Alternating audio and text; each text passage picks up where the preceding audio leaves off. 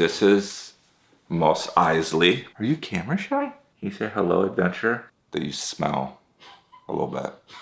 My daughter wants to be a vet, so she got a rabbit last year. And then we have Mos Eisley. And then we have, she rescues turtles. Dorothy, the turtle. And then one of her babies she rescued. So that's Toto, so Dorothy and Toto. And then Skipper's the horse. It's like we bought a zoo. I just need an elephant. We'll be set.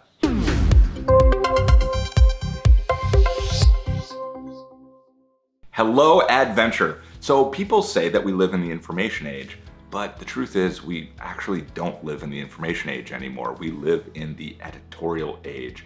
You see, there is too much information. I can get all of the encyclopedia, and then that wasn't enough. So we'll let everybody else go and create like Wikipedia. And then we started 2.0 with the web as we started to be able to collaborate. And we started to be able to share the information, and it wasn't about control. And then instead, what it's about now is it's about curating information for you. The editorial age is that I can't possibly know all this information. I just need to have somebody that I trust that can tell me what I need to know. You know, in fact, this is what the 100-day video is about. It's about saying, hey, there's way too much information out there. We're just gonna help curate what you need to know to win. So one of the important things about this new world that we live in is that we have curators. That's what this whole series is about, is that you can be a curator. You can be an editor of that information, that you create relationship and trust with people. So that's why trust, credibility, consistency, those are all things that we talk about because we are trying to help you build your influence. One of the ways to help you with that influence is Pinterest. It helps you curate inspiration because again, it's not so much about the information but inspiring people. The history of Pinterest is that one of the founders that was just wanted to create was really into collecting, right? And so collecting is kind of like that idea of curating. I want to be able to put them on these kind of boards, and kind of got some of the idea from talking to scrapbookers and things like that, and said, well, we need to have a visual way to do that. And so he invented this really cool thing called Pinboard. Wah, wah. And so his wife said, that is a really silly name. And over a Thanksgiving dinner said, you know what, why don't we call it Pinterest? Because you're pinning your interests. That's where Pinterest got his name, because a nerd like me came up with a dumb name like Pinboard. And so now we have Pinterest because behind every successful geek, you will find a smart woman that thought one of his ideas was a little bit silly. The reason Pinterest should be part of your social media ecosystem is because there are some unique things to it. Now, it is primarily female, so up to 80% is female, and half of those, 50%, have children. 47% of online shoppers bought something as a result of Pinterest. That's crazy. Pinterest has one of the distinguished titles is that they are the fastest growing social media network. And so at the time, they grew 10 million users in 9 months. 20 terabytes of information is being uploaded to Pinterest every single day.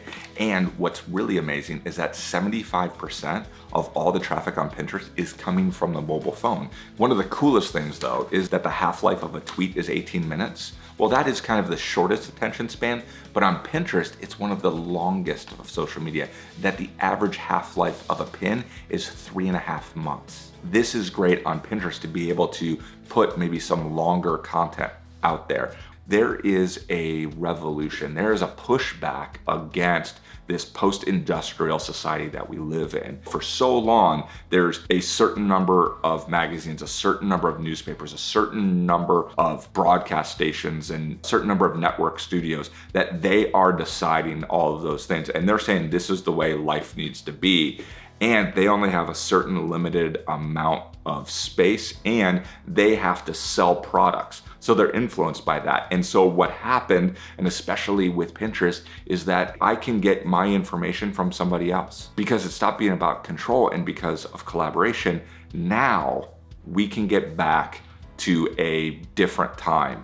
So I think there's this pushback of getting back to a time before the industrialized world, but it's not about getting a connection to the past, but it's helping build a better future. So let's take a few minutes and do a quick overview of the concepts of Pinterest. So here's my Pinterest page at pinterest.com/JohnRickThinks. And what that's showing me is, hey, I have 29 pins. I've liked some things. I have followers and I'm following. These are some of the different boards that I have. So these are just things that are inspiring me here. Maybe different quotes that inspire me, but also like I'm really into these like stringed lights. So I was pinning about those, started my dream board or home office. And then it also shows me who's following me and who I'm following. That becomes that basic idea of I have my boards and I create my boards on the topics that inspire me. We also can explore different boards and for inspiration. We also can get our feed of who we're following. We can even get into private messages, and then again, back to my profile. We're gonna talk a lot more about this in upcoming episodes. We wanna make sure that you have that board. We're gonna show you here how to actually make a board. So I'm gonna do that. So I'm gonna create this board here, and this new board that I've been wanting to create is called T-shirts and bow ties. I can write my description. Category, I'm just gonna drop and put that under men's fashion. And then add to the map, we'll talk about that in later episodes. So if I wanted to add people to that pin, I can do that. So later I can collaborate. And also if I wanted to kind of keep that a secret, because I wanna brainstorm or do that, that is what was called a hush board. And so we can keep that a secret. I will just create mine. And so this becomes kind of a new board there, and I can go and add a pin. So if I'm searching for one, for example, I can search and I could put bow ties. So I'm searching now for bow ties, and it's gonna try to find Ultimate Guide to How to Tie a Bow Tie. I need that, definitely. So if I wanted to pin it, I can like it.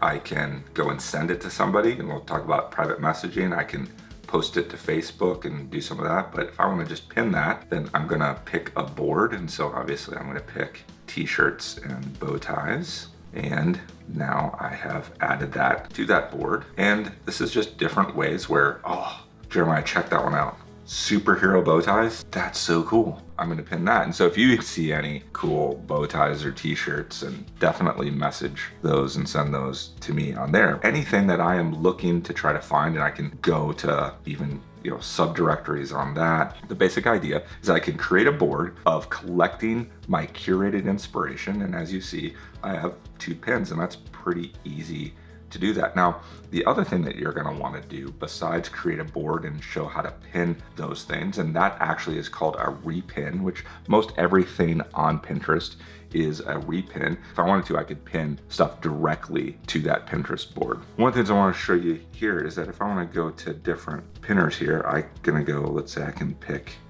Jeremiah.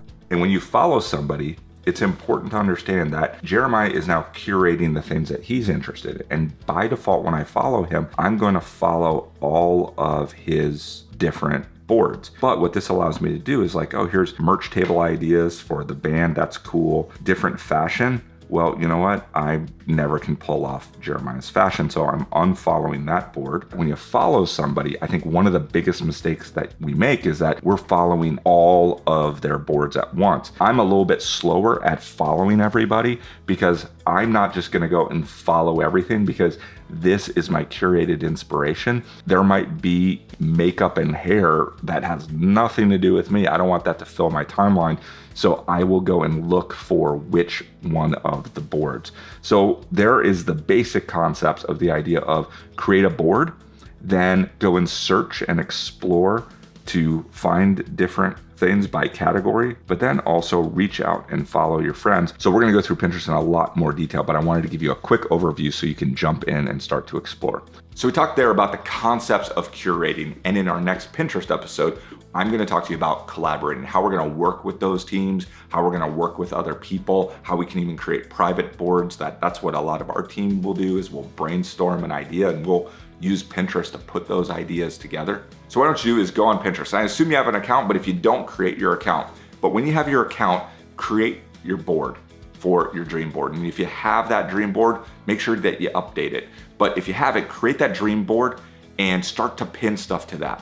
What are part of those dreams? What are you trying to accomplish? So create a board around that. And then what I want you to do is I want you to connect to another board. That could be one of your friends, that could be some things that inspire you, but we're also gonna create a 100-day adventure board, and we're gonna put some of the concepts and pictures and quotes on that board for you, and you can connect to any of those boards. We'll put a link of that in adventure support. So use Pinterest to inspire your adventure, because your adventure begins right now.